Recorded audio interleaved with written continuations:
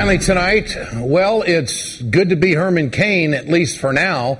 The former pizza man now tops Mitt Romney in the latest CBS News New York Times poll. Just a few weeks ago, the two candidates were tied.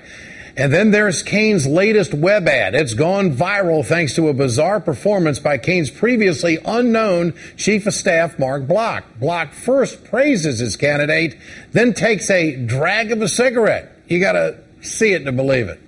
We've run a campaign like nobody's ever seen. But then America's never seen a candidate like Herman Cain. We need you to get involved because together we can do this. We can take this country back.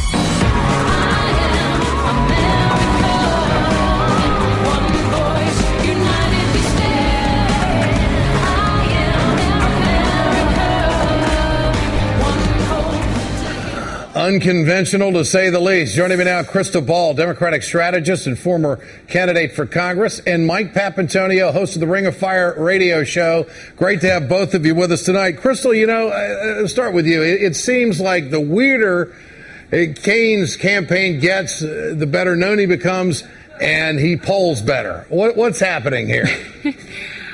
It's a really unusual dynamic playing out in the Republican primary right now. It's almost like a reality show.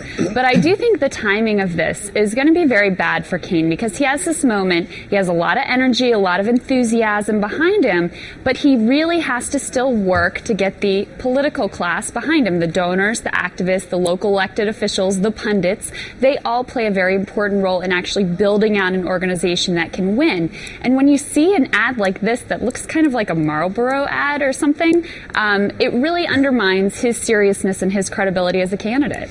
But I look at this guy. I've never seen him before. He looks like some hard-working dude from the Midwest. He smokes a cigarette. And these are the kind of folks that Herman Cain and the Republican Party needs to swing. He's of a demographic where he's a little older, okay? He's seen a lot of life.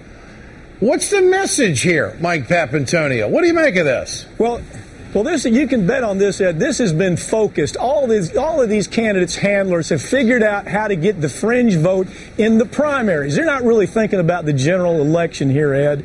And what they figured out, the handlers have figured out, is the traditional Republican Party has disappeared, and you're left with this Frankenstein monster called the Tea Party / Republican Party. And it's a political farce. There's no more Goldwater or Reagan conservative left. Look, even Pat Robertson. Think about this, Ed. Even Pat Robertson, the TV evangelist from the 700 Club, said, look, he's creeped out by how bad all these candidates look. He's saying the same thing I'm saying. They're all running the primaries. They've forgotten there's a general election, Ed. And so this kind of character does have appeal. This character you saw puffing on the second, he has appeal to those fringe nuts, but not the general population. Yeah. Cain's chief of staff went on Fox today, and here's what he had to say about the ad.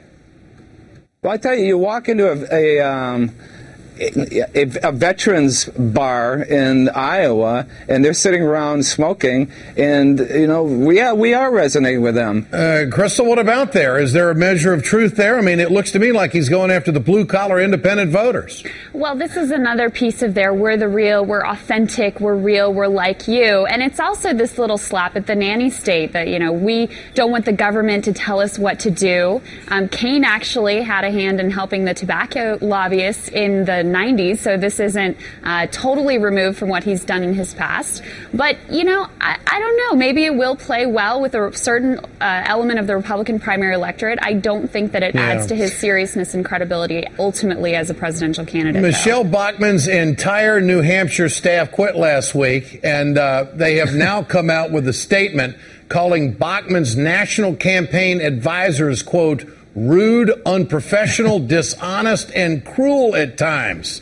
What do you make of this, Mike? How does she recover from that? Well, she doesn't. Look, Michelle Bachmann's been a political zombie now for months. The only thing they can get out of Bachmann is you have the neocon nuts that have her out there talking their fringe politics. They're funding her only for that, Ed. They don't expect her to do anything in the primaries. They certainly don't expect her to win a general election. But if you put a woman like Bachmann out there, she'll say anything that the money people want her to say. So all she's doing is she's a delivery system, Ed. She's simply delivering the message of the far right. Of the anti-Obama. Keep her out.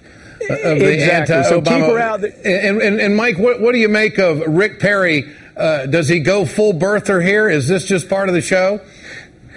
Well, right now he's backing up from it because he realizes how crazy he looks. But look, everybody's counting Rick Perry out, Ed. I am not. I'm not counting him out. I think this could be a rundown to Rick Perry and Mitt Romney. Look, the point is he has great appeal to most Republican conservatives, and that's what he understands. And Crystal, he's got a bunch of money too, doesn't he? He's got a bunch of money, and we're moving into the segment where paid communications are really going to be important. And I think he's assembled a team that knows how to go for the jugular of Mitt Romney. I will submit to you, Ed, that Governor Perry said that it was fun to poke at the president. I think he has a very strange definition of what is fun. Crystal, great to have you with us tonight. Mike, you as always, thank you for joining us. That's the Ed Show. I'm Ed Schultz. You can listen to me on Sirius XM Radio Channel 127 Monday through Friday, noon to 3 p.m. Follow me on Twitter at Ed Show and at We Got Ed. The Rachel Maddow Show starts right now. Rachel, great to see you again tonight. It gets a whole lot smarter right now. I'm watching. Not at all true, but thank you, Ed. I'm loving having you at 8 and Lawrence at 10. This is a lot of fun, man. Thanks. You bet. And thanks to you at home for staying with us for the next hour. Listen, Rick Perry, I don't mean to be blunt about this or anything.